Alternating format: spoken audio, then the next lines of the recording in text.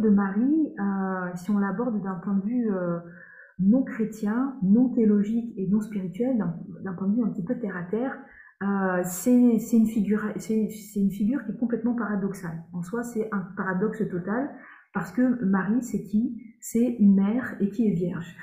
Donc, a priori, vierge et mère, c'est deux adjectifs qui vont pas ensemble pour la même personne au même moment, ou alors pas au même moment de la vie en général dans la vie d'une femme.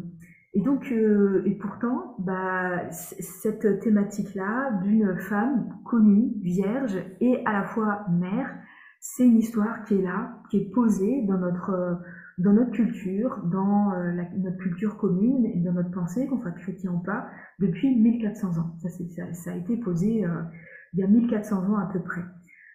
Et donc dans la conférence, l'idée, ça va être d'essayer de voir c'est qui cette personne qui s'appelle Mariam en araméen, Myriam en hébreu, Maria en grec, Myriam, Meriem en arabe, c'est-à-dire dans les orthographes les plus anciennes, et que nous, voilà, en français, on a traduit par Marie.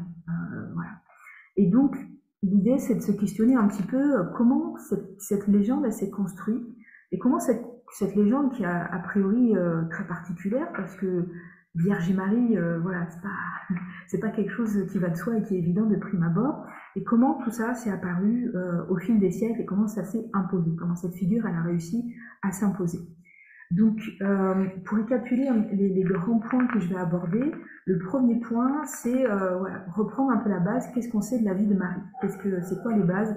Qu'est-ce qu'on sait? Deuxième point, Vierge et mère. Est-ce que c'est pas une question de naissance illégitime qu'il y a derrière ces deux oppositions? Voilà, vraiment, je questionne de manière vraiment terre à terre. Troisième point, la Vierge, quel est l'héritage des déesses mères dans le culte de la Vierge, Marie, du coup.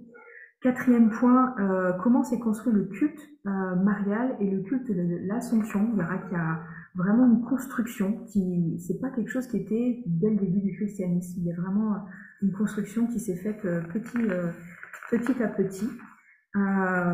Et voilà, c'est les quatre points qu'on va aller voir pour essayer de voir, voilà, reprendre un petit peu les bases et voilà, les bases de Marie. Voilà, qu'est-ce que c'est? On ira voir après le côté plus foufou, ésotérique, un peu après. Donc,